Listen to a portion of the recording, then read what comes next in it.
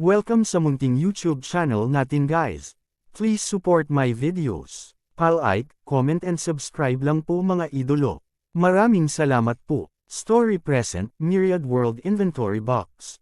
Kabanata 2941, Huang Feng, Bao De, at ang iba pa ay tumungo sa bagong planeta. Habang hinahanap ng iba pang puwersa ang lokasyon ng bagong planeta, bumalik si Alvin at ang mga miyembro ng kanyang koponan sa kampo upang magpagaling. Natapos na ang kanilang misyon at hindi nila akalain na may kinalaman sa kanila ang bagong planeta. Kaya naman, dahil wala silang magawa doon, natural na bumalik sila sa kampo para magpagaling. Nang lumapag ang spaceship ni Alvin at ng iba pa sa secret base sa likod ng kampo, naghihintay na doon ang Supreme Commander at si Bernard. Dahil si Alvin at ang iba ay nagsagawa ng isang lihim na misyon na hindi maisapubliko, tanging ang Supreme Commander at si Bernard lamang ang nakakaalam nito.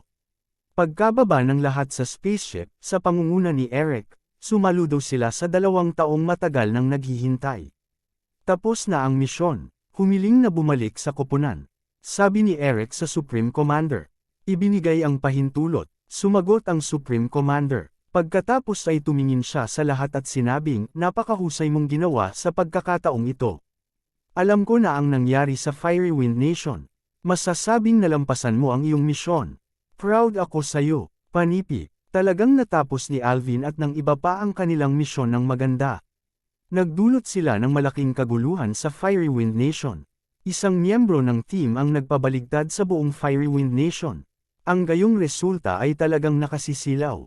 Naramdaman pa nga ng Supreme Commander sa kampo na kahit ginawa ng kanilang team ang misyon na ito noon, wala silang magagawa ng mas mahusay na trabaho kaysa kay Alvin at sa iba pa. Bagamat sinubukan ng Fiery Wind Nation ang lahat para hadlangan ang balita, ang ginawa ni Alvin at ng iba pa doon ay naibalik pa rin sa Fengji Nation. Dahil dito, labis na ipinagmamalaki ng kataas-taasang commander ng kampo. Ito ay tiyak na isang malaking karangalan. Pinuri rin siya ng maraming big shots sa upper echelons para sa paggawa ng napakahusay na trabaho sa pagkakataong ito. Noong nakaraan, kapag ang Fengli Nation ay humarap sa Firewind Nation, madalas silang natatalo. Kahit na 2 beses nilang pinasok ang Fengli Nation para magdulot ng gulo, ang Fengli Nation ay walang masyadong countermeasures. Gayunpaman, ang operasyon ni Alvin at ng iba pa sa pagkakataong ito ay isang magandang kontra sa nakaraang operasyon ng Firewind Nation. Dahil dito, ipinagmamalaki at nasa mabuting kalooban ang mga big shot ng Fengli Nation. Masasabing kahit isang tao ang isinakripisyo ng grupo ni Alvin sa pagkakataong ito, at halos lahat ay nasugatan, masasabi pa rin na natapos nila ang misyon ng napakahusay. Lahat ng nakakaalam tungkol sa bagay na ito ay lubos na nasiyahan sa pagganap ng mga miyembro ng koponan ni Alvin. Nang marinig ang papuri ng pinakamataas na commander ng kampo, si Eric at ang iba pa ay puno ng pagmamalaki. Ito ang kanilang unang pagkakataon na magmisyon sa ibang bansa, at nakakuha sila ng ganoong resulta. Napakabihirang makakuha ng ganitong pagsusuri. Nakaposisyon na ang mga medical personnel sa kampo. Ibibigay nila ang pinakamahusay na paggamot para sa kanila. Ang iyong reward sa misyon, malapit na itong ibigay, patuloy ng pinakamataas na commander ng kampo. Salamat, Ginoo. Tuwang-tuwa ang lahat. Matapos maranasan ang near-death experience sa Firewind Nation, sa wakas ay makakapag-relax na sila. Panahon na upang umani ng mga gantimpala.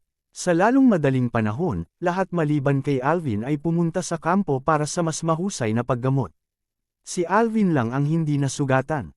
Sa makatuwid, hindi na niya kailangang magulat sa mga kawani ng medikal. Gayun din, kinailangan niyang iulat ng personal ang space-time key.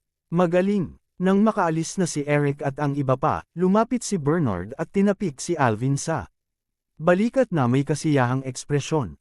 Bagamat hindi naiulat ang mga detalye ng operasyon ni Alvin sa Firewind Nation, nalaman na ni Bernard at ng pinakamataas na commander ng kampo ang mahusay na pagganap ni Alvin at mahahalagang kontribusyon mula kay Eric. Masasabing kung wala si Alvin, matagal nang nabigo ang operasyong ito. Ang buong koponan ay namatay sa Firewind Nation, at ang misyon ay hindi na kumpleto.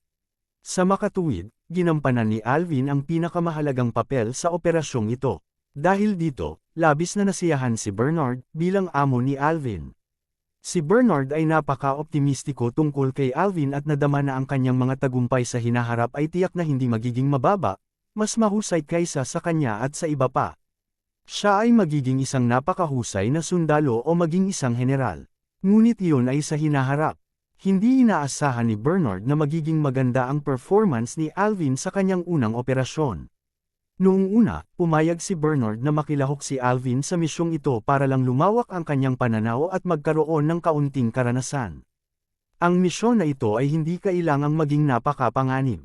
Gayunpaman, hindi inaasahan ni Bernard na ang misyon na ito ay magkakaroon ng isang aksidente mula sa simula, na magiging sanhi ng pagkahulog ng buong koponan sa panganib sa sandaling dumating sila sa Firewind Nation. Labis din sa kanyang inaasahan ang pagganap ni Alvin. Nang harapin ni Alvin ang aksidente, hindi siya nahulog sa gulat at takot tulad ng mga ordinaryong recruit. Sa halip, mabilis siyang kumalma. Bukod dito, ginamit niya ang kanyang sariling mga aksyon upang mailabas ang lahat sa panganib at napanatili ang isang mahusay na pagganap sa mga kasunod na operasyon. Labis na nasiyahan si Bernard. Bilang isang guro, wala nang mas kasiya siya kaysa makitang gumaganap ang kanyang alagad. Lahat lang kasi tinuruan ako ni Master. Napangiti si Alvin. Sa katunayan, ang kaalaman, kasanayan, at iba pa na itinuro sa kanya ni Bernard ay may mahalagang papel sa misyong ito. Kung wala ang maingat na paggabay ni Bernard, hindi magiging maganda ang pagganap ni Alvin. Baka hindi na siya makabalik ng buhay. Kaya naman, habang natutuwa si Bernard sa pagganap ni Alvin, nagpapasalamat din si Alvin kay Bernard sa pagtuturo ng kanyang kakayahan. Sige, hindi mo kailangang purihin ang isa't isa ng ganito. Sa oras na ito, ang pinakamataas na commander ng kampo ay lumapit na may ngiti at sinabing, ang isa sa inyo ay nagturo ng mahusay, ang isa naman ay natutong mabuti. Pareho kayong mahusay. Nagkatinginan sina Alvin at Bernard at ngumiti. "Oh, squad leader, I have to say that I'm really not as good as you when it comes to judgment people," sabi ng Supreme Commander ng kampo kay Bernard, puno ng paghanga ang mukha. Dati, kapag very optimistic si Bernard kay Alvin, wala siyang nakitang kakaiba kay Alvin. Pakiramdam niya ay mas mahina si Alvin kaysa sa karaniwang recruit. Gayunpaman, lumabas na hindi nagkamali ang dating pinuno ng squad. Siya ang nagkamali sa paghusga. Ang kakayahan na ipinakita ni Alvin ay mas mahusay kaysa sa karamihan ng mga tao sa kampo at gumanap ng isang mahalagang papel sa misyong ito. Ito lang ang unang misyon ni Alvin. Naniniwala siya na sa mas maraming pagsasanay at mas maraming karanasan, ang pagganap ni Alvin sa mga misyon sa hinaharap ay magiging mas mahusay at mas mahusay. Siguradong malalampasan niya ang mga ito noong nakaraan.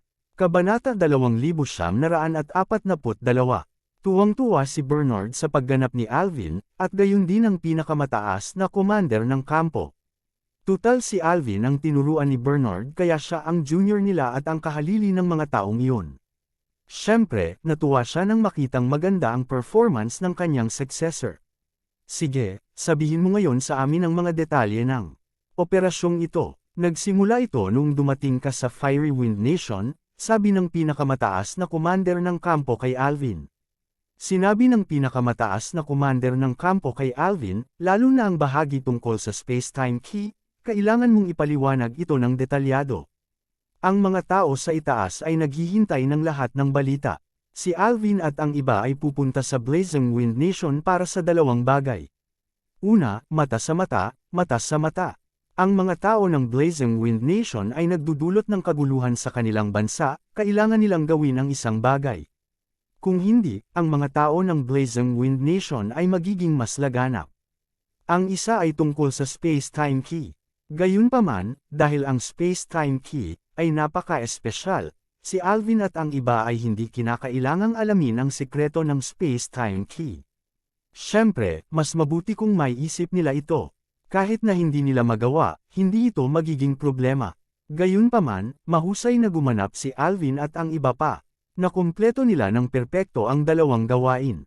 Habang lumilikha ng kalituhan sa Firewind Nation, nakuha rin nila ang sekreto ng space-time key. Ito ay natural na nagpasaya sa mga tao ng Fen Nation. Masasabing nakikita kung gaano pinahahalagahan ng Firewind Nation ang space-time key. Ang mga tao ng Fen Nation, hanggat hindi sila tanga, ay mauunawaan na ang space-time key ay tiyak na hindi isang ordinaryong bagay. Sa makatuwid, labis silang na-curious tungkol sa sikreto ng space-time key, at ano ba nga nito? Okay, sagot ni Alvin. Kasali si Alvin sa lahat ng usapin sa Fiery Wind Nation, lalo na pagdating sa space-time key. Si Alvin lang ang nakakaalam nito. Kaya naman, mas nararapat para sa kanya na magulat sa misyong ito kaysa kay Ariki. Pagkatapos noon, ipinaliwanag ni Arvin ang lahat ng nangyari mula sa pagdating nila sa Blazing Wind Nation hanggang sa paglisan nila sa Blazing Wind Nation. Detalyadong ipinaliwanag niya ang lahat ng nangyari sa dalawang naruroon. Ang pinakamataas na commander ng kampo at si Bernard ay matamang nakinig. Nag-alala pa sila nang nasa panganib si Alvin at ang iba pa. Bagamat alam nilang nakabalik sila ng ligtas sa huli, ang prosesong naranasan nila ay talagang mas mapanganib kaysa sa inaakala nila. Sa huli, nang magsalita si Alvin tungkol sa space-time key, mas nakinig ang dalawa. Ito rin ay isang bagay na labis nilang ikinabahala. Detalyadong paliwanag ni Alvin, hindi nag-iiwan ng anumang detalye. Makalipas ang isang oras ay natapos ni Alvin ang kanyang report. Sandaling natahimik ang dalawa bago binasag ang katahimikan. Ang iyong misyon sa pagkakataong ito ay mas mapanganib kaysa sa inaakala namin. Tumingin ang pinakamataas na commander ng kampo kay Alvin at sinabing, mabuti ang ginawa mo. Dati, natutunan lamang nila ang pangkalahatang nilalaman ng misyon mula kay Ariki. Ngayon lang nila nalaman ang mga detalye. Noon lamang nila natuklasan na ang proseso ng misyon ay mas mapanganib kaysa sa kanilang naisip. Gayunpaman, ginawa nitong mas mahalaga ang pagganap ni Elvan sa misyong ito. Tungkol sa sikreto ng space-time key, sigurado ka ba na si Angus talaga ang nagsabi? Nag-aalalang tanong ng Supreme Commander ng kampo. I'm very sure, sabi ni Alvin, noong mga oras na iyon, he was already on his deathbed, and I promised to revenue him. He was very dissatisfied with the higher-ups of the Fiery Wind Nation, so there's no need for him to lie. Sa katunayan, ang pagkamatay ni Angus ay masasabing sanhi ng mga nakatataas ng Fiery Wind Nation. Gusto lang siyang kidnapin ni Alvin at ng iba pa. Kung sinubukan ng mga nakatataas ng Fiery Wind Nation ang kanilang makakaya upang iligtas siya, malaki ang posibilidad na nailigtas nila si Angus. Gayunpaman, hindi nila ito ginawa. Sa halip, pinili nilang umatake, na direktang humantong sa pagkamatay ni Angus. Sa makatuwid, labis ang hinanakit ni Angus sa mga nakatataas ng Fiery Wind Nation. Kung hindi niya hihilingin kay Alvin na ipaghiganti siya. Sa makatuwid, ang sinabi ni Angus noong panahong iyon tungkol sa sikreto ng space-time key, ay napakakapanipaniwala pa rin. Tumango ang Supreme Commander ng kampo at si Bernard bilang pagsang-ayon. Sinabi ni Bernard, hindi ko inaasahan na ang space-time key, ay magkakaroon ng ganoong function. No wonder the Fiery Wind Nation is so nervous. Kung ito ay talagang may kakayahang mag-teleport ng malaking bilang ng mga tropa sa mga planeta, kung gayon ang epekto nito sa larangan ng digmaan ay magiging lubhang kakilakilabot. Ang ating bansa ay magiging mas pasibo pa kaysa dati dahil dito. Maaari tayong maambush anumang oras, na haantong sa isang matinding pagkatalo. Lahat ng naruroon ay isang sundalo. Natural na naiintindihan nila kung gaano katakot kapag ang isang hukbo ay may kakayahang mag-teleport sa malayong distansya. Siguradong mahuhuli nito ang kalaban. Palaging matagumpay ang mga pananambang, malakas na pag-atake, at iba pa. Sa makatuwid, matapos makinig sa paliwanag ni Alvin tungkol sa sikreto ng space-time key, pareho nilang naunawaan kung bakit ang Fiery Wind Nation ay nagbigay ng labis na kahalagahan sa space-time key, at nagpadala ng mga tao upang hanapin ito ng 2 beses. Matapos mapagtanto ang kahalagahan ng space-time key, natural na gusto ni Bernard at Alvin na magkaroon nito. Kung ang Fengfan Nation ay mayroong isang mahiwagang bagay, maaari nilang agad na baligtarin ang sitwasyon kapag kaharap ang Fiery Wind Nation. Sa hinaharap, hindi sila magiging pasibo kapag kaharap ang Fiery Wind Nation. Sa makatuwid, ang space-time key na ito ay napakahalaga din sa Fengfan Nation. Tapos, sinabi ba ni Angus kung nasaan ang space-time key? Tanong ng Supreme Commander ng kampo. Dahil ang Fiery Wind Nation ay nagpapadala ng mga tao sa Fengfan Nation upang hanapin ang space-time key, nangangahulugan ito na ang space-time key ay nasa Fengfan Nation pa rin. Sa pagkakataong iyon, nagkaroon sila ng pagkakataong makuha ang space-time key. Ito, hindi niya sinabi, ani Alvin. Habang pabalik ay nag-isip na si Alvin ng sasabihin. Bagamat hinala niya na ang bato sa tabi niya ay ang space-time key, hindi niya ito kinumpirma. Hindi rin binanggit ni Angus kaya hindi masyadong sigurado si Alvin. At saka, kung sinabi niyang nasa kanya ang space-time key, baka magdulot ito ng problema sa kanya. Kung tutuusin, kanina pa hinahanap ng mga nakatataas ang space-time key, ngunit hindi niya ito binanggit o ibinigay pagkatapos ng mahabang panahon. Marahil ay magagalit ang mga nakatataas dahil dito, kahit na hindi niya alam noon. Kaya naman, nagpasya si Alvin na kung makumpirma niya na ang bato sa kanyang kamay ay ang space-time key, palihim niyang ibibigay ito nang hindi nagpapakilala ng kanyang pagkakakilanlan upang maiwasan ang gulo. Kabanata 2943. I have to report the matter of the space-time key immediately. This is very important. If that thing is really that powerful, the fiery wind country will not give up so easily. Magpapadala pa rin sila ng mga tao. Ayon kay Arvin, dapat nasa ating bansa pa rin ang gem na iyon. Kung ganoon, kailangan muna nating mahanap ang gem na iyon bago nila gawin, seryosong sabi ng pinakamataas na commander ng kampo. Bilang isang makaranasang sundalo, natural niyang nauunawaan kung gaano kakilakilabot ang space-time key, kung ito ay may kakayahang mag-teleport ng mga tao sa malaking sukat. Kung talagang nahawakan ng Fiery Wind Country ang kakayahang iyon, ang kanilang Fengayok Country ay talagang nasa panganib.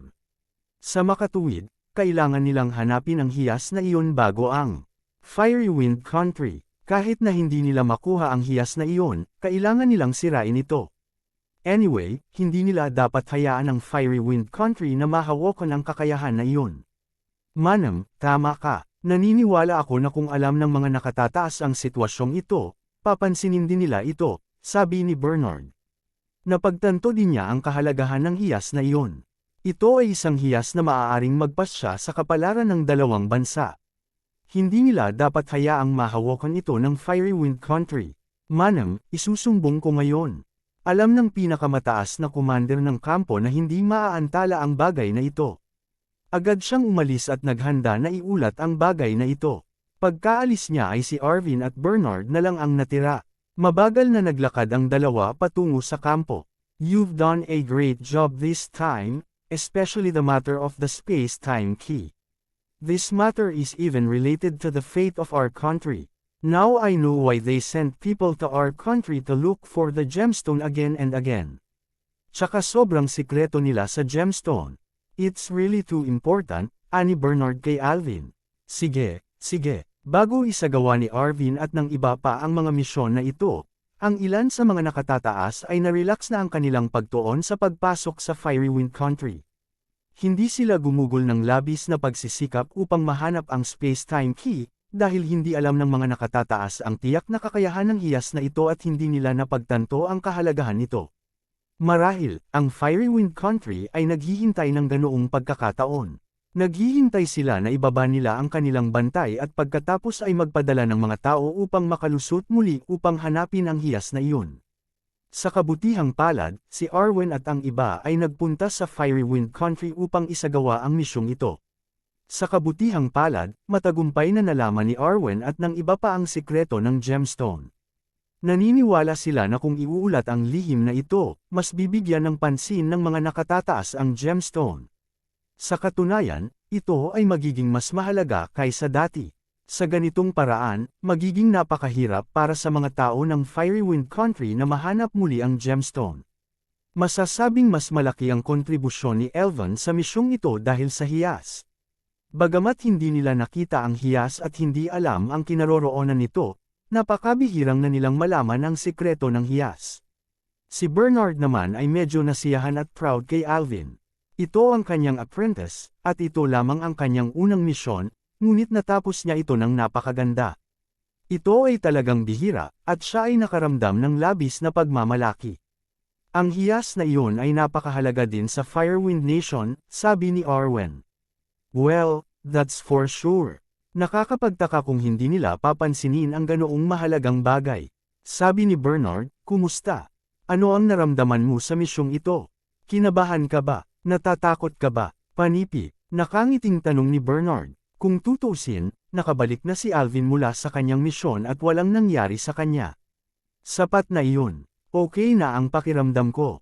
Ngumiti din si Alvin at sinabing, noong umpisa, kinakabahan talaga ako, lalo na nung naambush kami pagdating pa lang namin. That time, sobrang kinakabahan lahat pati ako. Buti na lang, nakatakas kami at nag-perform ng maayos mamaya. Oo, walang nag-expect na maagang mag-leak ang mission mo. Delikado nga ang mission na ito. Originally, we planned to ship you back in advance, but in the end, you all have to stay here. I have to say, you did a great job this time. Sabi ni Bernard. Para sa isang lihim na misyon tulad ng kay Alvin, ang pinaka-nakakatakot ay ang pagtagas ng impormasyon ng misyon. Dapat malaman na sila ay nasa isang kaaway na bansa. Kapag nalik ang impormasyon ng misyon, direktang malantad sila sa mga baril ng kalaban, at magiging mas mahirap. Ang misyon kaysa dati, si Alvin at ang iba ay nakatagpo ng ganoong sitwasyon. Dahil mismo sa pagtagas ng impormasyon ng misyon ay muntik nang tumambad sa paningin ng kalaban si Alvin at ang iba pa simula nang dumating sila sa Firewind Nation. Noong una, inakala ni Bernard at ng iba pa na napakabuti na makabalik si Alvin at ang iba pa nang ligtas sa gayong mga kalagayan. Hindi nila inaasahan na hindi lang sila nakabalik ng ligtas, ngunit natapos din nila ng maayos ang misyon. Ito rin ang nagpasaya kay Bernard at ng general. By the way, after you came back this time, nakatapos ka ba ng investigation mission? Tanong ni Bernard. Dahil ang investigasyong misyon na ginawa ni Alvin ay direktang inilabas ng mga nakatataas, hindi gaanong alam ni Bernard. Kaunti lang ang narinig niya tungkol dito. Oo, sabi ni Alvin, may nakahanap ng planeta na may mayaman na mapagkukunan. Gusto ng mga nakatataas sa planetang iyon. Ako ay nasa lungsod na iyon, kaya hiniling nila sa akin na alamin ang higit pang impormasyon tungkol sa mga sumali sa planeta auction. Maginhawa para sa kanila na gumawa ng isang hakbang. Sa katunayan, ang misyon ay hindi mahirap. Talagang hindi mahirap ang misyon na iyon. Nasa sariling bansa iyon, at normal na investigasyon lang iyon. Wala siyang pinagagawa, kaya napakadali at hindi delikado ang proseso ng misyon. Kung lumitaw ang gayong planeta, ang mga nakatataas ay magkakaroon ng ilang mga ideya. Sa tingin ko ito ay pareho sa Firewind Nation. Sabi ni Bernard, kung gayon sino ang bumili ng planetang iyon sa huli. Ang pamilyang Bolton, o ibang malaking pamilya. Panipi, may kaunting pangunawa din si Bernard sa ilan sa malalaking pamilya sa dalawang bansa. Ang nasabing planeta na inilalagay para sa auction ay tiyak na hindi isang bagay na kayang bayaran ng mga ordinaryong tao. Sa makatuwid, ito ay tiyak na mabibili ng malalaking pamilya sa huli. Sa katunayan, sa opinyon ni Bernard, hindi ito gaanong nagbago kung sino ang bumili nito. Ang bagong planeta ay mahuhuli sa kamay ng dalawang superpower, ang Fan Nation o ang Firewind Nation. Ang pinagkaiba lang ay kung malakas ang pamilyang bumili ng planeta, maaari nilang pagmamay-ari ang planeta ng kaunti pa. Kung ang pamilya ay mahina at may mahinang koneksyon, maaaring mabilis na magpalat ng kamay ang planeta. Pagkatapos, ang mamimili ay maaaring hindi kumita ng anumang pera, at maaaring mawalan pa ng maraming pera. Kabanata 2944. Hindi mayaman si Bernard. Isa pa, sa pananaw ng bansa, hindi niya naramdaman na may mali sa ginawa ng bansa. Mas mabuting iwanan ang mga planetang iyon sa bansa upang umunlad kaysa iwan ang mga ito sa mga individual. Gayunpaman, mula sa sinabi ni Alvin, ang bagong planeta na natuklasan sa oras na ito ay tila mayaman sa mga mapagkukunan. Kung iyon ang kaso, ang Firewind Nation at Wind Nation ay matutukso. Sa harap ng malaking benepisyo, hindi maaaring maging exempted ang bansa. Ang dalawang bansa ay patuloy na nagkakasalungatan sa mga nakaraang taon. Ngayong lumitaw ang gayong planeta na mayaman sa mapagkukunan, malamang na ito ang maging fuse para sa isang digmaan sa pagitan ng dalawang bansa. Bilang karagdagan, ang space-time key ay hindi pa nahahanap. Masasabing napaka-tense kamakailan ang relasyon ng dalawang bansa. Ang space-time key ay isa ring pangunahing item. Kapag may nakakita nito sa oras na ito at alam kung paano ito gamitin, malamang na magsimula ito ng digmaan ng maaga. Sa pag-iisip nito, mas namulat si Bernard sa kahalagahan ng space-time key. Ang dalawang bansa ay tiyak na gagawin ang kanilang makakaya upang mahanap ito, at ang Wind Nation ay mayroon pa ring ilang mga pakinabang sa bagay na ito. Bagamat hindi pa rin nila alam kung nasaan ang space-time key, natitiyak nilang nasa loob ito ng mga hangganan ng kanilang bansa. Kung hindi, ang Firewind Nation ay hindi magpapadala ng mga tao upang hanapin ito ng maraming beses. Ito ay natural na mas maginhawa upang mahanap ito sa kanilang sariling teritoryo. Gayunpaman, habang iniisip ni Bernard kung paano hanapin ang space-time key, umiling si Alvin at sinabing, ang planetang iyon ay hindi binili ng mga kilalang malalaking pamilyang iyon. Ang bumili ay isang estranghero. Isang estranghero. Hindi inaasahan ni Bernard na marinig ang ganoong sagot mula kay Alvin at bahagyang natigilan. Paano ito naging isang estranghero? Napakataas ng presyo ng isang planeta na tiyak na hindi ito isang bagay na mabibili ng isang ordinaryong tao. Basta super rich na tao, may record sila. Paano ito naging isang estranghero? Hindi kaya alam ni Alvin ang tungkol sa mga super rich na iyon. Isa itong estranghero, sabi ni Alvin. Sabi ni Alvin, ang tawag sa taong iyon ay Huang Feng. Kung siya ba ang tunay na bumibili o isang kinatawan ng ilang puwersa, hindi ko alam. Gayunpaman, hindi lamang ang mga taong napakayaman na iyon ay hindi nakakaalam tungkol sa kanyang pagkakakilanlan, ngunit kahit na ang mga nakatataas ay hindi alam tungkol dito. At saka, siya ay napakakapangyarihan. Napakahusay. Lalong nagulat si Bernard. Gumugugol ba ang isang napakayaman na tao ng maraming oras sa pagsasanay ng kanyang mga kasanayan? Wala na siyang magandang gawin. Kung may oras siya, hindi ba dapat mas kumikita siya at kumukuha ng mga super bodyguard? Hindi ba mas mabuti iyon? Very powerful talaga. Tumango si Alvin. Pagkatapos, sinabi niya kay Bernard ang tungkol sa auction at ang mga kasunod na kaganapan. Natigilan si Bernard habang nakikinig. Pagbalik ko, dumating na si Lord Bursens. Parang gusto niyang bumili ng planeta sa kanya, pero tinanggihan siya. Hindi ko alam kung ano ang nangyari pagkatapos noon, sabi ni Alvin. Pagkarating ni Bursens at ng iba pa, natapos ang misyon ni Alvin. Siya, si Eric, at ang iba pa ay kinuha ang spaceship pabalik sa kampo, kaya hindi niya alam kung ano ang nangyari pagkatapos nito. Napakalakas niya. Nahirapan pa ring paniwalaan si Bernard dahil, ayon sa paglalarawan ni Alvin, ang husay ni Huang Feng ay halatang lumampas sa antas ng mga ordinaryong tao, na umabot sa hindi kapani-paniwalang antas. Oo, kung hindi ko lang nakita ng sarili kong mga mata, hindi ako maniniwala na ang isang tao ay maaaring maging napakalakas, sabi ni Alvin. Ito ay kawili-wili, sabi ni Bernard. Si Lord Bursens ay malamang na hindi nagtagumpay. Kung hindi, sa oras na ito, ang bansa ay nag-anunsyo na sa publiko na mayroon itong bagong planeta. Si Lord Bursens ay hindi dapat binili lamang ito ng pera. Pagkatapos natanggihan ni Huang Feng, siya ay dapat na kumilos. Sa madaling salita, ngayon na kahit na si Lord Bursens ay nabigo, sina Huang Feng at Baod ay papunta na sa kanilang landas, kahit na sino ang gusto ng bagong planeta. Siguradong sasali ang Firewind Nation, iniisip ko kung kaya ng misteryosong Huang Feng na iyon ang pag-atake ng napakaraming puwersa. Ganap na naiisip ni Bernard kung gaano kasigla ang bagay na nakapaligid sa bagong planeta ngayon. Si Huang Feng, na biglang lumitaw, ay halatang hindi isang ordinaryong tao. Kung hindi, wala siyang gaanong pera at malinis na tinanggihan ang kahilingan ni Bursens. Sa makatuwid, ang panig ni Huang Feng ay hindi kailanman madaling makompromiso.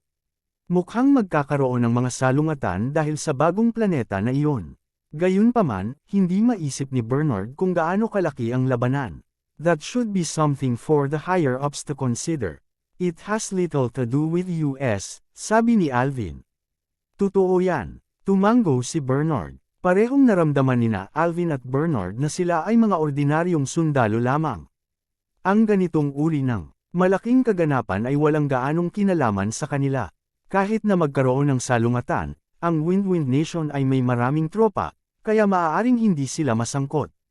Gayunpaman, ang dalawa sa kanila ay malinaw na hindi inaasahan na sa pagkakataong ito, ang salungatan na nakapalibot sa bagong planeta ay magiging napakalaki at kasangkot sa napakaraming puwersa. Ang Wind Nation, ang Firewind Nation, at iba pang malalaking puwersa ay kasangkot. Ang salungatan na ito ay mas malaki kaysa sa dati, at maraming tropa ng Wind Nation, kabilang sila, ang nasangkot din. Hindi inaasahan nina Alvin at Bernard ang ganoong resulta. Pagkatapos ng lahat, sa nakaraan, ang bawat labanan tungkol sa isang planeta ay hindi masyadong malaki. Gaano man kalakas ang isang puwersa, imposibleng maging sapat ang lakas nito upang makipagkompetensya sa isang bansa. Kadalasan, ang puwersang nagmamay-ari ng planeta ay pipili sa pagitan ng Firewind Nation at ng Wind Nation upang ikompromiso. Ang dalawang superpower na ito ay nagkaroon din ng tacit na pag-unawa na kapag ang isang bansa ay nakuha ang pagmamay-ari ng planeta, ang ibang bansa ay maaari lamang sumuko dahil ang dalawang superpower ay hindi nais na magkaroon ng isang malawakang salungatan. Ang ilan sa mga planetang natuklasan noon ay hindi masyadong mayaman sa mga mapagkukunan, kaya't maaaring tanggapin ng dalawang bansa ang resulta ng pagsuko. Gayunpaman, walang inaasahan na ang planetang natuklasan ngayon ay magiging napakayaman sa mga mapagkukunan. Ito ay napakayaman na ang dalawang superpower ay nag-aatubili na ibigay ito. Napakayaman nito na kahit si Baude mismo ay hindi umasa. Kung tutuusin, halos na imbestigahan lang niya ang mga mapagkukunan sa planeta noon at wala siyang sapat na oras upang siyasatin ang lahat ng mga mapagkukunan sa planeta. Kung tutuusin, napakalaki ng planeta at hindi siya naglakas loob na mag-aksaya ng maraming oras. Sa makatuwid, hindi siya masyadong malinaw tungkol sa kung gaano karaming mga mapagkukunan ang mayroon sa planeta. Nang maglaon, nang malantad ang mga mapagkukunan sa planeta, nagulat ang lahat. Kabanata 2945. Naghiwalay sina Alvin at Bernard pagkabalik sa kampo. Bagamat hindi nasaktan si Alvin, hindi naging madali ang proseso ng misyong ito. Ngayong sa wakas ay nakabalik na siya, natural na kailangan niyang magpahinga ng ilang oras. Sa partikular, ito ang unang misyon ni Alvin, kaya kailangan niyang tunawin itong mabuti. Naunawaan ito ng husto ni Bernard. Sa katunayan, si Alvin, na humiwalay kay Bernard, ay walang oras na magpahinga sa mga oras na ito. Sa halip, nagmadali siyang pumunta sa kanyang locker para hanapin ang hiyas. Ayon sa paglalarawan ni Angus bago siya namatay, maaaring makumpirma ni Alvin na ang hiyas na hindi niya sinasadyang nakuha ay ang mahiwagang space-time key. Kaya naman, hahanap siya ng pagkakataon na ibigay ito pagkatapos makumpirma itong muli. Gayunpaman, nang buksan ni Elvin ang kanyang locker, hindi niya mahanap ang hiyas kahit anong pilit niya. Sa halip, nakakita siya ng berdeng kristal. Ang kristal na iyon ay halatang isang mamahaling hiyas. Kung noon pa man ay tuwang-tuwa si Elvin nang hindi sinasadyang makakuha ng gayong hiyas. Gayunpaman, nasa isip niya ngayon ang hiyas na malamang na maging space-time key. Wala siyang pakialam sa iba pang mga hiyas. That's strange. Malinaw kung nilagay dito. Bakit hindi ko mahanap? Sabik na inilabas ni Alvin ang lahat ng nasa locker niya sa pagtatangkang mahanap ang hiyas na hinahanap niya. Gayunpaman, gaano man siya kahirap maghanap, walang paraan upang mahanap ang hiyas. Parang nawala ang hiyas. Paano naging ganito? Hindi kaya kinuha ito ng mga opisyal sa kampo? Hindi dapat. Iisipin lamang ng mga hindi nakakaalam na ang hiyas na iyon ay isang bato. Ibinalik ko lang ngayon ang sekreto ng space-time key. Hindi dapat malaman ng iba ang tungkol dito, bulong ni Alvin sa sarili. Pagkatapos ng lahat, ang Firewind Country ay nakalusot dito ng 2 beses sa paghahanap ng space-time key. Nangangahulugan ito na ang space-time key ay malamang na nasa kampong ito. Ang mga nakatataas ay hindi tanga. Sa makatuwid, ang kampo ay nagsagawa na ng mga inspeksyon upang mahanap ang space-time key. Hindi pa nalantad ang pagkakakilanlan ng hiyas ni Alvin. Nakita man ito ng iba, ituturing lamang nila itong isang ordinaryong bato at hindi napapansin ang pagiging kakaiba nito. Maging si Alvin mismo ay hindi napansin ang pagiging pambihira nito noon. Sa makatuwid, hindi dapat isang tao sa kampo ang kumuha ng hiyas. Bukod dito, kung ang isang tao sa kampo ang kumuha ng hiyas, parehong ang pinakamataas na commander ng kampo at ang kanyang monitor ng klase, si Bernard, ay binanggit ito sa kanya noong una silang nagkita. Gayunpaman, hindi nila ginawa. Kaya naman, natitiyak ni Alvin na ang hiyas ay hindi kinuha ng sinuman sa kampo. Maaaring ito ay ninakaw ng isang especially iya mula sa Firewind Country. Hula ni Alvin. Hindi masyadong sigurado si Alvin sa haka-haka na ito. Una, noong isinasagawa nila ang misyon sa Firewind Country, maliwanag na hindi natagpuan ng Firewind Country ang space-time key. Si Angus ang taong namamahala sa paghahanap para sa space-time key. Gayunpaman, hindi niya natagpuan ang space-time key hanggang sa kanyang kamatayan. Kung hindi niya sasabihin kay Alvin ang sikreto ng space-time key nang mamatay siya. Gayunpaman, si Arvin mismo ay hindi masyadong sigurado na hindi ninakaw ng Firewind Nation ang space-time key. Pagkatapos ng lahat, kahit na si Angus ang nominal na namamahala sa misyong iyon, walang sino man ang makakagarantiya na ang mga nakatataas ng Firewind Nation ay hindi magsasaayos para sa ibang tao na isakatuparan ang parehong misyon. Lalo na nang malaman ni Arvin na may mga kaaway si Angus sa opisyal ng Firewind Nation, lalo siyang hindi sigurado. Gayunpaman, kung may nakalusot sa kampo, sa kasalukuyang alerto ng kampo, dapat ay walang pagkakaiba, sabi ni Alvin sa sarili. Mula nang matagumpay na nakapasok ang Firewind Country sa kampo ng 2 beses, ang kampo ni Alvin ay palaging nagpapanatili ng mataas na alertong estado.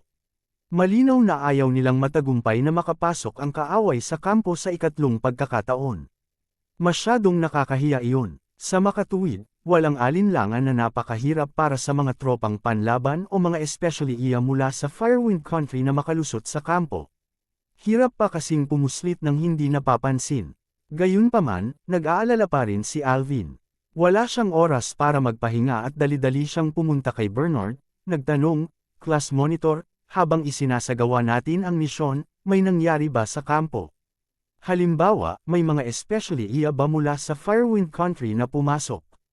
Panipi, hindi, sabi ni Bernard na may katiyakan. Sa panahong ito, ang aming kampo ay palaging nasa isang estado ng alerto. Paano namin hahayaan silang matagumpay na makalusot sa kampo sa ikatlong pagkakataon? Kung ang mga bastard na iyon ay matagumpay na makalusot sa kampo sa pangatlong beses, kung gayon ang bawat opisyal dito ay dapat magpakamatay bilang paghingi ng tawad. Panipi, siguradong sinabi ito ni Bernard. Iyon ay dahil naiintindihan niya ng husto ang alertong estado ng kampo. Naunawaan din niya ang lakas at pamamaraan ng Firewind Country. Sa makatuwid, hindi nila hahayaang muling makalusot ang kalaban nang hindi inaalerto ang sinuman. Napaisip naman si Alvin at pumayag. Kahit na ang mga tao mula sa Firewind Country ay matagumpay na nakapasok sa kampo, imposible para sa kanila na hindi mag-iwan ng anumang mga pahiwatig. Sa katunayan, walang bakas ng paglusot sa kampo. Maging ang locker niya ay napakaayos at maayos. Walang bakas ng hinalungkat. Sa katunayan, palaging inilalagay ni Alvin ang hiyas sa ilalim ng lahat. Kung ang isang tao ay pumunta upang kunin ang hiyas, ito ay imposible na hindi iyon ang mga bagay sa itaas. Ito ang higit na pinagtataka ni Alvin. Hindi kaya kusang lumipad ang hiyas. Nadama ni Alvin na ang lahat ay masyadong misteryoso at masyadong hindi kapanipaniwala. Hindi niya moari kung paano nawala ang hiyas. At saka, ano ang nangyari sa sobrang hiyas sa kanyang locker. Hindi kaya may nagnakaw ng kanyang hiyas at masama ang loob nito, kaya nag-iwan siya ng isa pa sa kanyang locker bilang kapalit. Ano bang nangyayari sa'yo? Masyado ka bang pagod? Bumalik ka at magpahinga ng mabilis. Nakita ni Bernard na medyo absent-minded si Alvin at hindi maiwasang magtanong ng may pag-aalala. Hindi niya naramdaman na may mali sa inasal ni Alvin. Kung tutuusin, nagawa pa lang ni Alvin ang kanyang unang misyon. Isa pa, napakadelikadong misyon iyon, kaya normal lang na hindi siya makarecover ng ilang sandali. Kailangan na ngayon ni Alvin na magpahinga at ayusin ang kanyang estado ng pag-iisip. Sige, babalik na ako at magpapahinga, sabi ni Alvin. Dahil hindi pa niya sinabi kay Bernard ang tungkol sa hiyas, hindi niya ito masabi ngayon. Ungol na lamang ni Arvin sa kanyang puso. Kabanata 2946. Sa paglalakad pabalik ni Alvin ay bumubulong pa rin siya tungkol sa space-time key sa kanyang puso. Kung tutuusin, matagal na niyang kasama ang bagay na iyon nang hindi nawawala. Kinumpirma pa lang niya ang pagkakakilanlan nito, ngunit nawala ito nang hindi maipaliwanag. Ito ay masyadong kakaiba. Kung alam ko lang, kanina ko pa inabot. Naisip ni Alvin, kaya lang noong mga oras na iyon, hindi ko alam na ito pala ang space-time key. Ano ang dapat kong sabihin kapag iniabot ko ito? Dapat ko bang sabihin na nag-abot ako ng bato? Natatakot ako na baka isipin ng mga nasa itaas na ako ay isang tanga. Panipi, sa makatuwid, imposibleng ibigay ni Alvin ang space-time key ng maaga.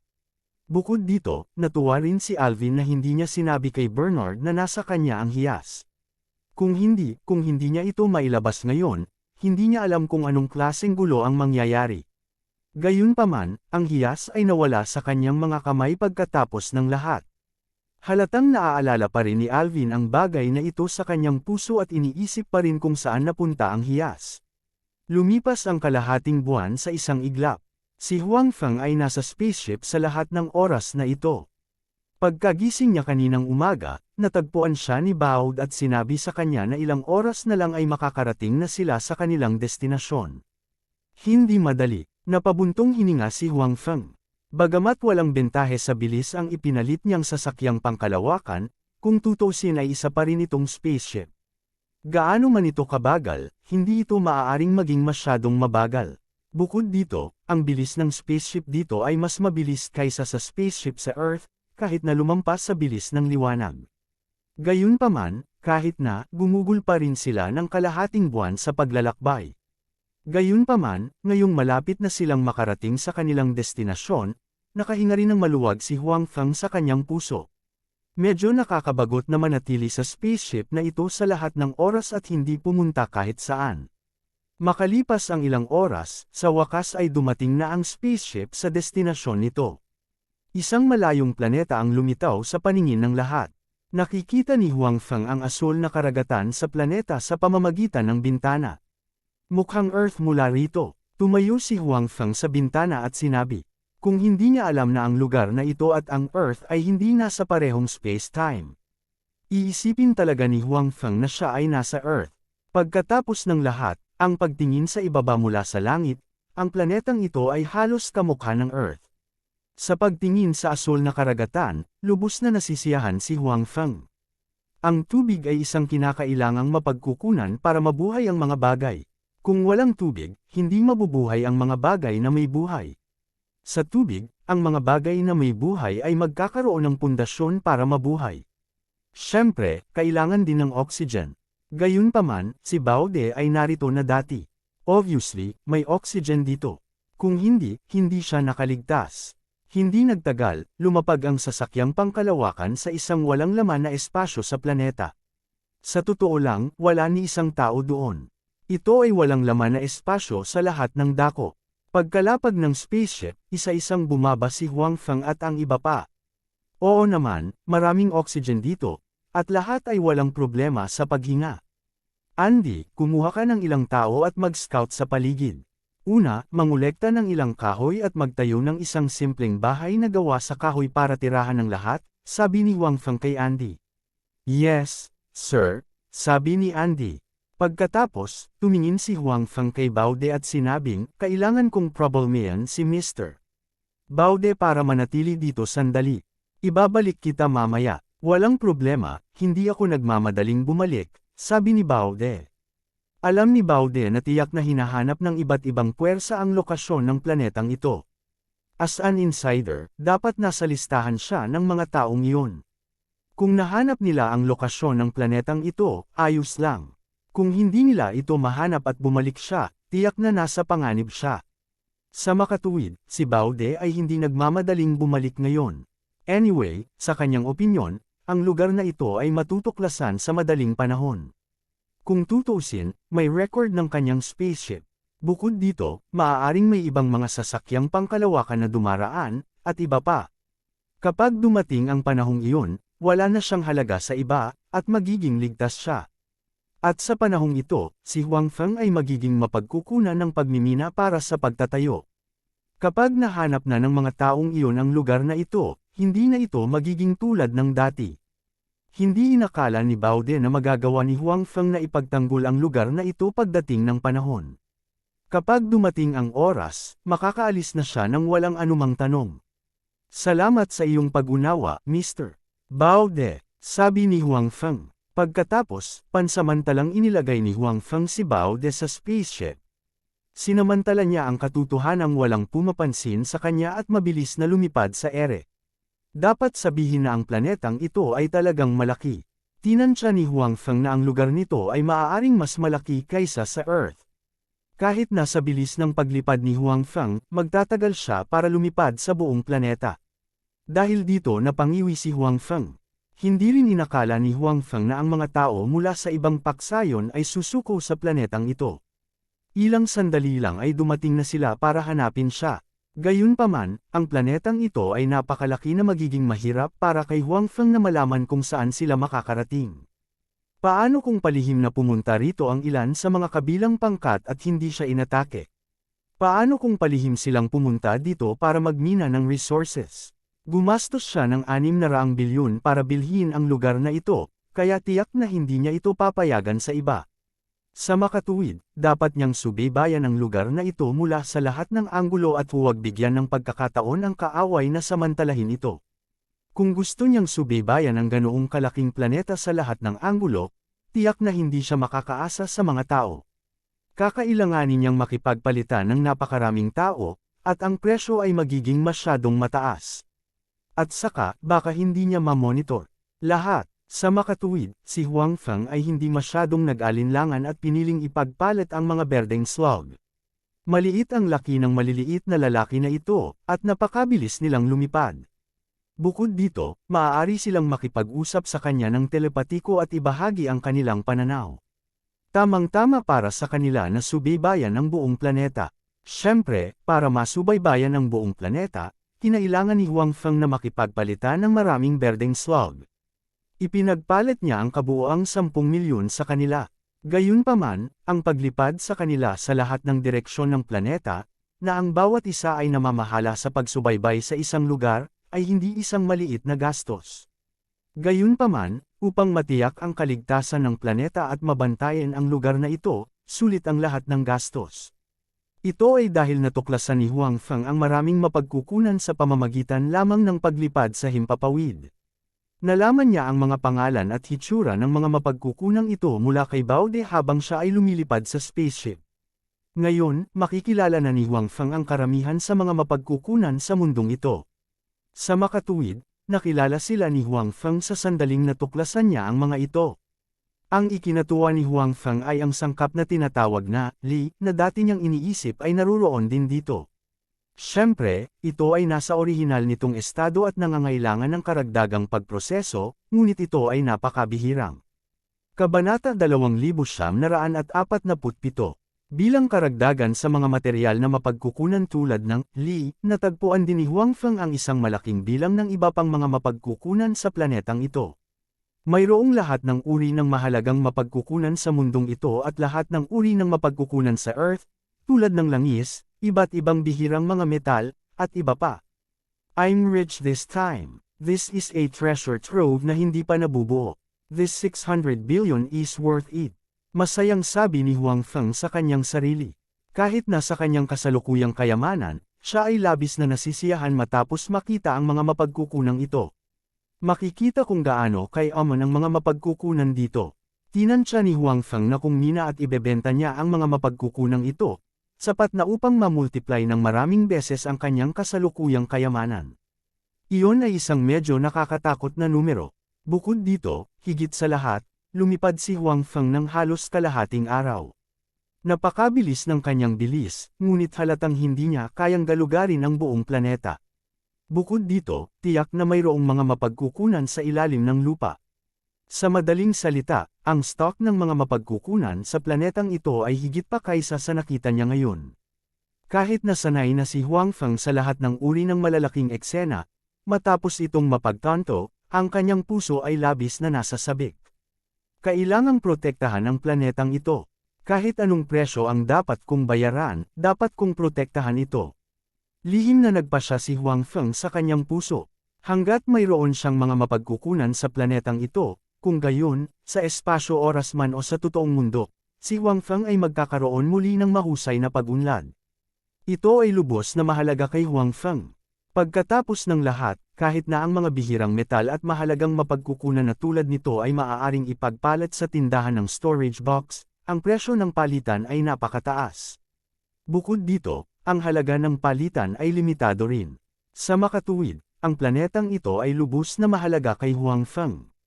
Nang lumipad si Huangfeng pabalik sa lugar kung saan lumapag ang spaceship, nakabalik na si Andy at ang iba pa at abala sa paggawa ng mga kahoy na bahay. Sa open space, marami ng mga kahoy na bahay na matagumpay na naitayo. Ang ilan sa kanila ay nagsimulang maghatid ng mga kagamitan na dinala mula sa sasakyang pangkalawakan upang maghanda para sa mga mapagkukunan ng pagmimina. Sir, kailan po tayo magmimina ng resources? Lumapit si Andy at tinanong si Huangfeng. Magsisimula tayo bukas ng umaga, sabi ni Huangfeng. Okay, sir. Tumango si Andy at sinabing, kaya lang hindi tayo mabilis na makapagmimina ng resources. Sir, wala po ba kayong balak mag-recruit pa? Hindi tanga si Andy. Kanina pa siya nasa palengke, kaya medyo naiintindihan niya ang lahat ng uri ng impormasyon. Sa makatuwid, alam din ni Andy na sa sandaling lumitaw ang isang bagong planeta, at kung may halaga pa rin ang planetang iyon, ang Wind God Nation at Fire Wind God Nation ay titingin sa planetang iyon. Bukod dito, walang kahit isang puwersa ang makakalaban sa mga pag-atake ng dalawang bansang ito, at natural, hindi rin kaya ni Huangfeng. Sa makatuwid, naniniwala si Andy na ang oras ni Huangfeng sa planetang ito ay limitado. Upang mabawi ang puhunan at kumita pa nga, kailangang magmina si Huangfeng ng mga mapagkukunan ng mabilis hanggat maaari sa loob ng limitadong oras. At sa pagmimina ng maraming mapagkukunan hanggat maaari, ang pag-asa sa iilan sa kanila ay malinaw na hindi sapat. Bagamat naniniwala si Andy na hindi kayang ipagtanggol ni Huangfeng ang planetang ito, pinili pa rin niyang sundan si Huangfeng dahil, sa kanyang palagay, hindi magiging maliit ang puwersa sa likod ni Huangfeng.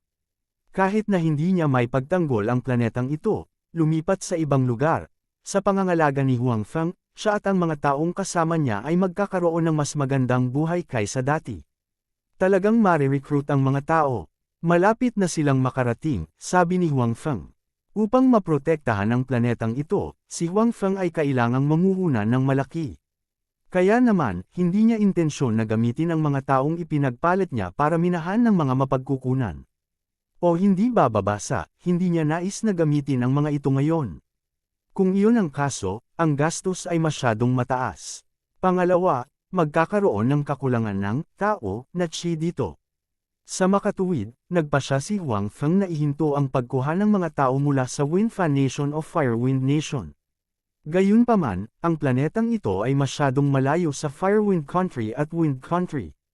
Kahit nasa bilis ng isang spaceship, aabutin ng isang buwan ang pabalik-balik. Ang isang spaceship ay maaari lamang maghatid ng ilang daang tao sa isang pagkakataon, kaya ang bilis na ito ay halatang masyadong mabagal. Ang ilang daang tao ay walang alinlangan na napakakaunti para sa isang planeta. Tinansya ni Wu Fan na kakailanganin niyang umarkila ng higit sa 100,000 tao upang magmina ng mga mapagkukunan sa simula. Kung ang lahat ng 100,000 tao ay isinakay sa mga sasakyang pangkalawakan, ito ay magtatagal, at halatang hindi makapaghintay ng ganoon katagal si Huangfeng. Sa makatuwid, maaari lamang isipin ni Huangfeng ang iba pang mga pamamaraan, at ang pamamaraang ito ay nauugnay sa gemstone na tinatawag na space-time key. Ayon sa pagpapakilala ng gemstone, mayroon itong kakayahang mag-teleport, ngunit hindi masyadong sigurado si Huangfeng kung gaano kalakas ang kakayahang teleportasyon na ito. Kung paano ito gamitin, naisip na ito ni Huangfeng habang siya ay lumilipad sa spaceship. Sa madaling salita, ang gemstone na ito ay nangangailangan ng enerhiya upang ma-activate. Ang enerhiyang ito ay maaaring iba't ibang mineral at metal sa mundong ito, o maaaring ito ay ang panloob na enerhiya sa katawan ni Huangfeng. Sa makatuwid, binalak ni Huangfeng na gamitin ang gemstone na ito para dalhin ang mga tao mula sa ibang mga planeta dito. Siyempre, hindi niya kailangang ipaliwanag ang mga bagay na ito kay Andy. Dahil sinabi ni Huangfeng, natural na hindi na nagtanong pa si Andy. Anyway, kailangan lang niyang makinig sa mga utos ni Huangfeng. Nagdilim ang langit. Sa kawalan ng liwanag, ang gabi sa planetang ito ay napakadilim. Sa ganitong kapaligiran, walang paraan upang magtrabaho, at si Huangfeng ay hindi nagmamadali. Si Andy at ang iba ay natulog ng maaga at ginugol ang kanilang unang gabi sa planetang ito. Nang lumabas sina Bao De, Andy, at ang iba pa sa kanilang mga kahoy na bahay kinaumagahan, nalaman nilang maraming tao sa paligid ng spaceship. Karamihan sa mga taong ito ay nakasuot ng baluti at may mga sandata sa kanilang mga kamay. Para silang mga elite na sundalo. Ito, si Baude, Andy, at ang iba pa ay natulala sa eksenang ito. Hindi nila alam kung paano dumating ang mga taong ito at kung kailan sila dumating. Logically speaking, sa napakaraming tao na dumarating, imposibleng walang tunog. Nang magsimula at lumapag ang spaceship, napakalakas ng tunog. Gayunpaman, walang tunog kagabi. Bukod dito, walang mga bakas ng iba pang mga sasakyang pangkalawakan sa paligid. Kaya paano dumating ang mga taong ito? Gising na ba kayong lahat? Humanda sa trabaho. Lumapit si Huang Feng at nakangiting sinabi, Andy, patuloy na dalhin ang mga tao sa mga mapagkukunan ng minahan. Hindi magtatagal, darating ang mga tao upang samahan ka. Ang mga taong ito na biglang lumitaw ay natural na ang mga ipinagpalit ni Huang Feng mula sa storage box. Pangunahing ipinagpalit niya ang mga sundalo. Ang mga sundalong ito ay naroon upang tiyakin ang kaligtasan ng planetang ito. Pagkatapos ng lahat, ito ay isang high-tech na mundo. Maraming makapangyarihang armas dito. Bagamat tiwala si Huang Feng sa kanyang lakas, hindi siya nangangahas na maging pabaya. Sa makatuwid, dapat siyang makipagpalitan ng higit pang mga sundalo upang tulungan siyang ipagtanggol ang planetang ito. Bukod dito, hindi siya maaaring manatili sa space-time na ito magpakailanman. Sa makatuwid, dapat siyang magkaroon ng hukbo upang ipagtanggol ang planetang ito. Kabanata 2948. Bilang karagdagan sa pakikipagpalitan para sa isang bahagi ng hukbo, si Huang Feng ay nakipagpalit din sa ilang tauhan ng pamamahala. Kung tutuusin, magkakaroon ng maraming tauhan ng pagmimina dito sa hinaharap. Si Andy lang ang hindi makakapangasiwa sa kanilang lahat. Bukod dito, ang mga taong kasama ni Andy ay ilan lamang sa mga slum. Ang mga taong ito ay nakatira sa pinakamababang antas. Anuman ang kanilang IQ, hindi sila nagkaroon ng pagkakataong makatanggap ng karagdagang edukasyon. Sa makatuwid, kakaunti ang mga talento dito. Ang mga arkitekto, inhinyero, technician, at iba pang talento na kailangan ni Huang Feng ay hindi mahahanap mula sa mga taong ito. Sa orihinal, ang mga ganitong uri ng mga talento ay ang mga kayamanan ng iba't ibang bansa at hindi madaling bibitawan. Bukod dito, kahit na sila ay palayain, maaaring hindi sila papayag na pumunta sa gayong primitive na planeta. Sa makatuwid, maaari lamang umasa si Huang Feng sa tindahan upang ipagpalit ang mga ganitong uri ng talento. Bukod dito, ang usaping ito ay hindi maaaring maantala. Kailangan na ni Huang Feng ang mga ganitong uri ng tao mula sa simula ng pagmimina. Pagkatapos ng lahat, ito ay isang buong planeta. Kung ito ay ginagamit lamang sa pagmimina ng mga mapagkukunan, ito ay masyadong aksaya. Siguradong gustong magtayo ng lungsod dito ni Huang Feng. Sa hinaharap, parami ng parami ang mga tao dito. Kung walang lungsod, magiging abala ang pamamahala. Kaya naman, siya ay nangangailangan ng lahat ng uri ng talento ngayon.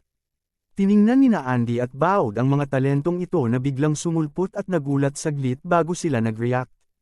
Marahil ang mga taong ito ay dumaong sa ibang lugar sa planetang ito kagabi at sumugod dito kaninang umaga. Matapos ipadala ng spaceship ang mga taong ito dito, diretso itong lumipad. Sa pag-iisip tungkol dito, maaari nilang tanggapin ang pagdating ng mga taong ito. Bukod dito, marami sa mga taong ito ay mga mandirigma. Hindi naman nagulat dito sina Andy at Baud. Maaari lamang itong mga hulugan na hindi gustong ibigay ni Huang Feng ang pagmamay-ari ng planetang ito ng ganoon kadali.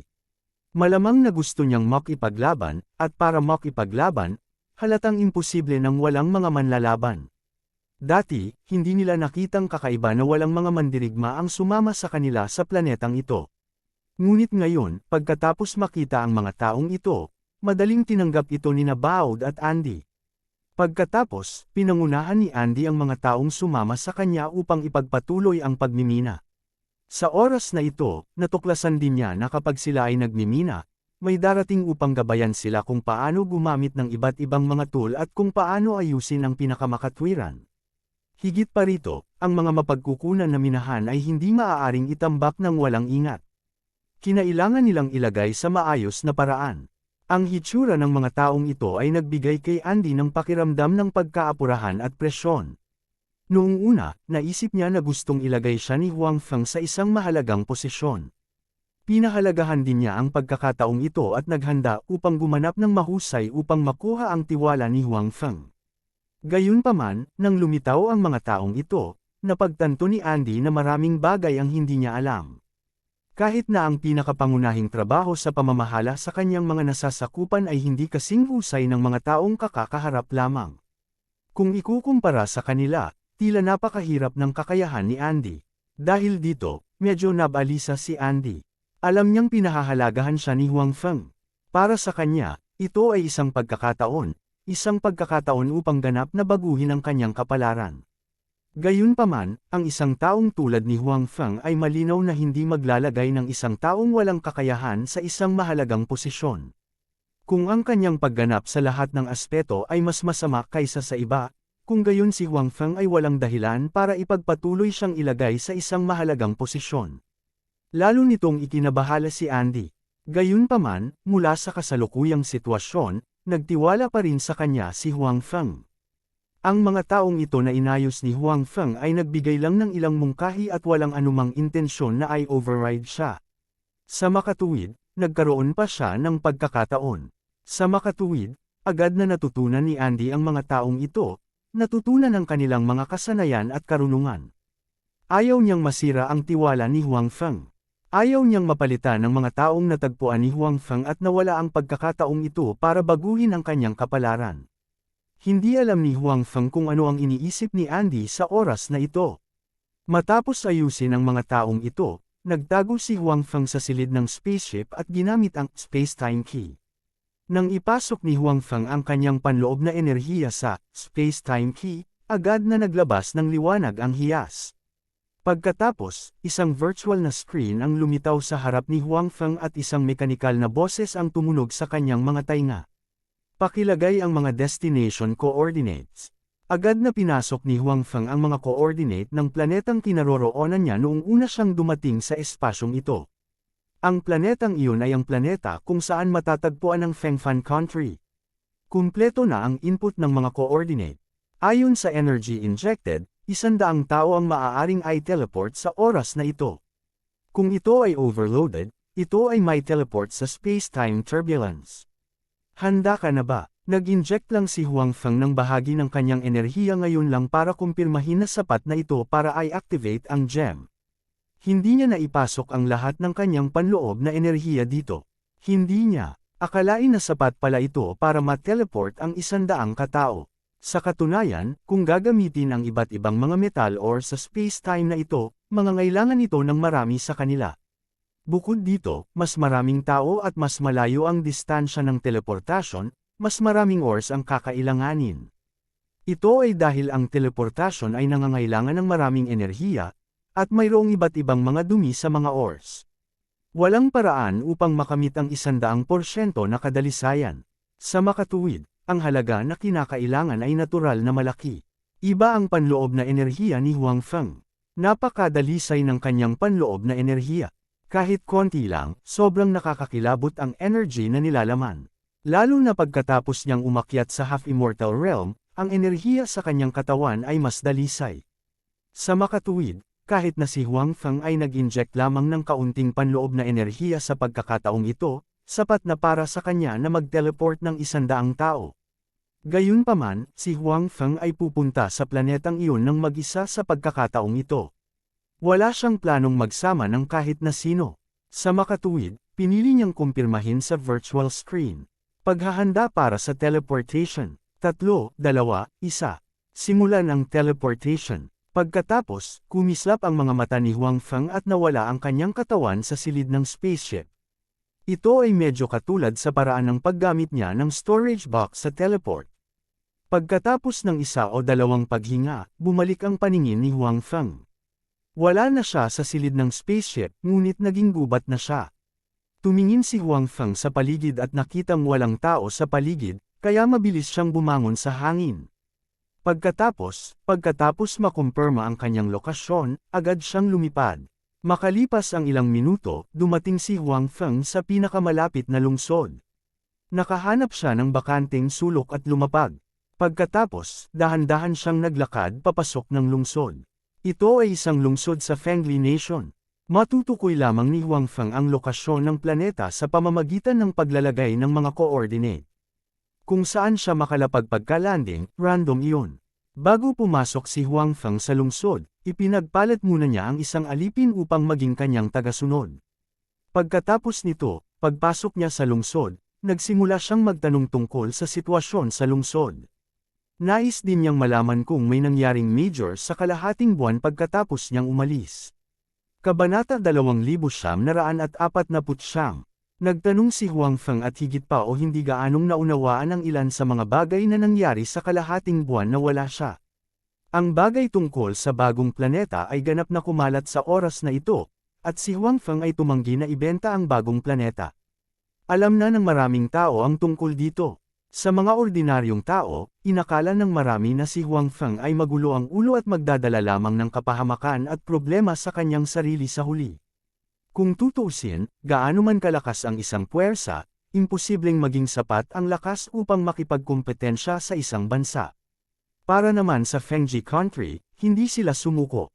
Inimbestigahan nila ang mga talaan ng paglipad ng sasakyang pangkalawakan ni Baod, at pagkatapos ay sinuri ang mga lugar na pinuntahan niya sa nakalipas na 1 o 2 buwan ng paisa-isa upang matukoy ang mga coordinate ng bagong planeta.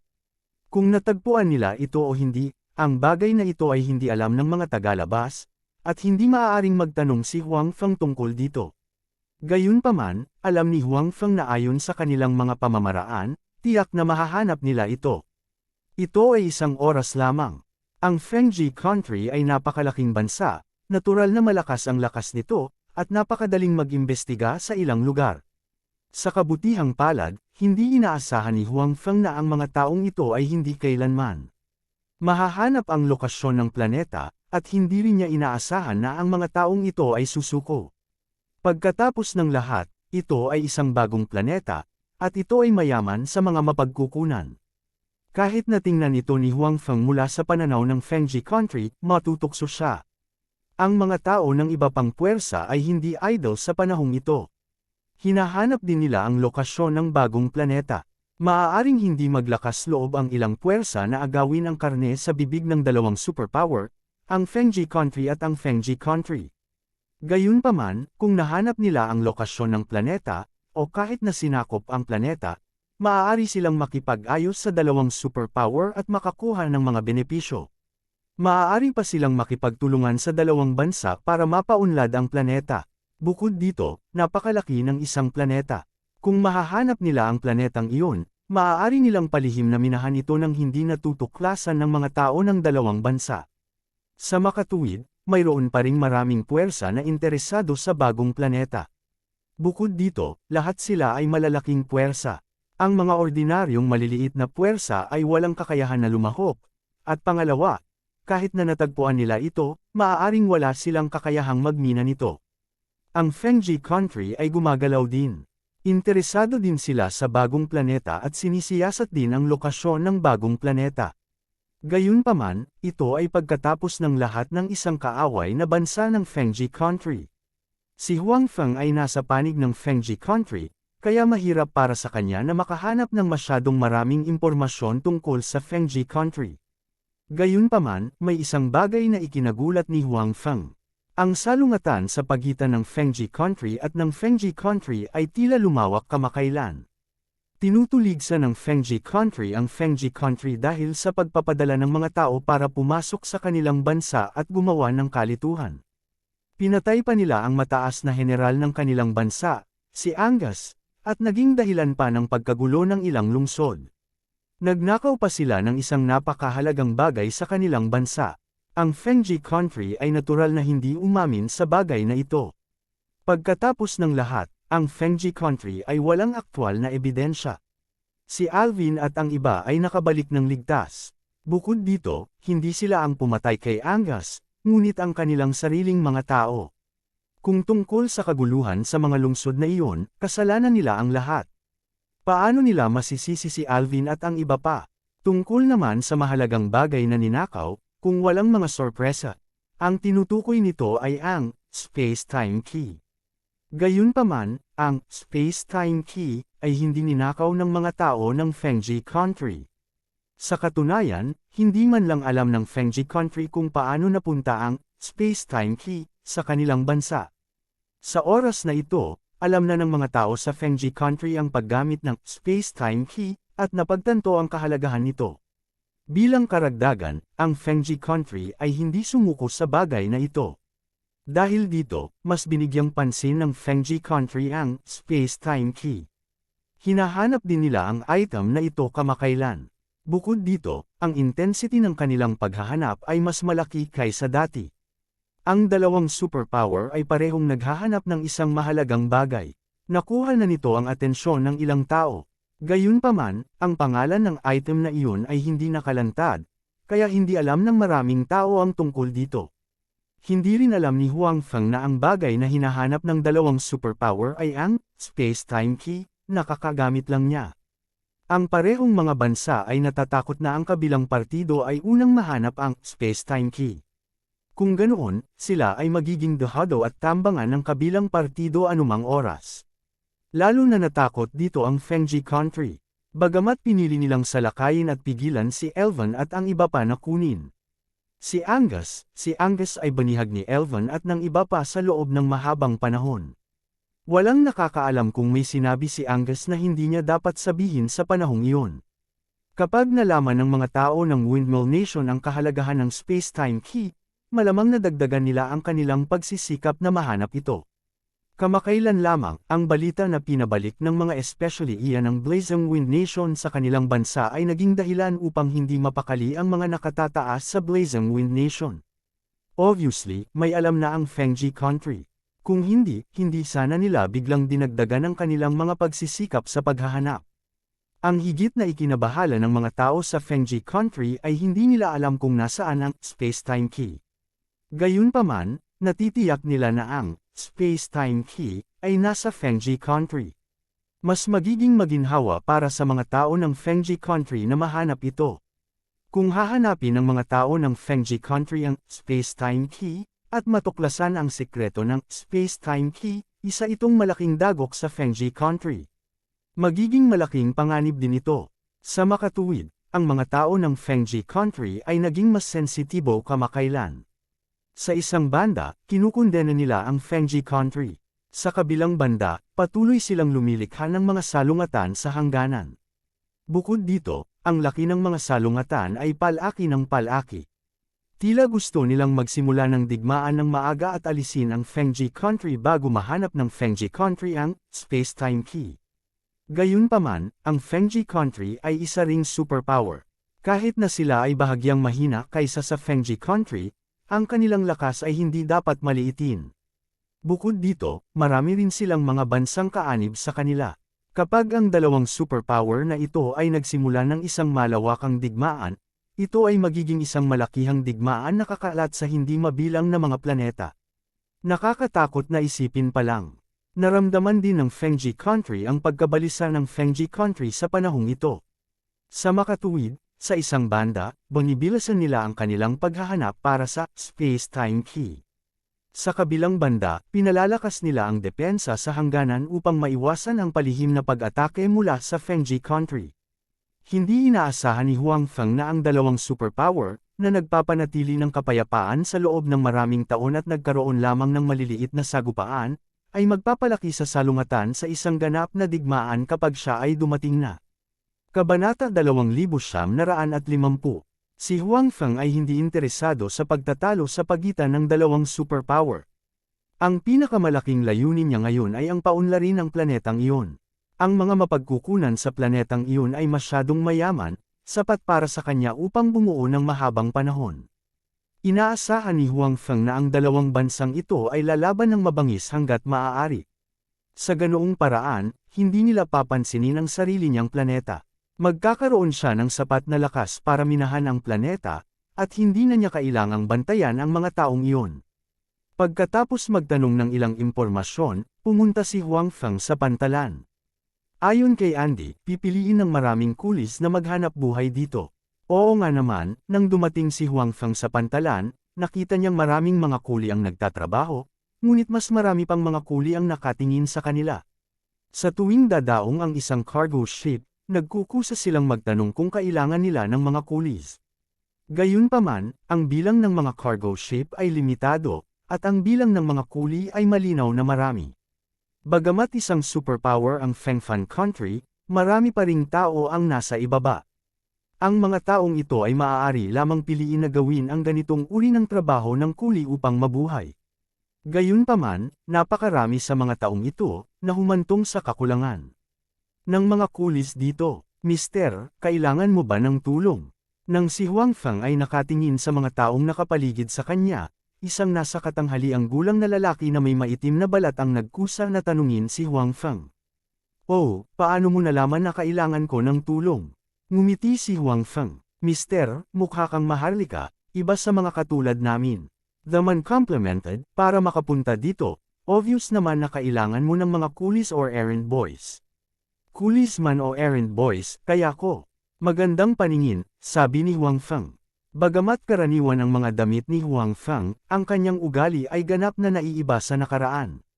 Nagkaroon ng mahinang marangal na aura, na pinakipot niya sa loob ng mahabang panahon. Pagkatapos ng lahat, siya ay isang taong may kapangyarihan sa maraming mga kontinuum sa espasyo-oras. Kahit sa katotohanan, hindi siya isang ordinaryong tao. Sa makatuwid, pagkatapos ng mahabang panahon, natural na mayroon siyang marangal na aura. Ang mga taong ito na naghahanap buhay sa pantalan ay nakakita ng maraming marangal na tao. Hindi naman kasi ordinaryong tao ang mga may kayang magnegosyo kaya sobrang sensitive sila sa ganitong klase ng marangal na aura. Salamat sa iyong papuri, Ginoo. Pagkatapos, tumingin siya kay Huang Feng nang may pag-asa. Malinaw, gusto niyang gumawa ng trabaho si Huang Feng para sa kanya. Sa katunayan, mayroon akong ilang trabaho dito, at kailangan ko ng tulong. Sinabi ni Huang Feng, maraming tulong. Ang mga salita ni Huang Feng ay nagpaningning ng mga mata ng taong iyon. Mabilis na pinalibutan sila ng ilan sa mga taong nanunood ng palabas. Sir, pwede din akong maging kuli. Sir, isama niyo po ako. I can do anything, sir. Ang mga nakapaligid na kuli ay nakatingin kay Huang Feng nang may pag-asa. Tiningnan ni Huang Feng ang kanilang umaasam na mga mukha at alam na sila ang kanilang mga pamilya.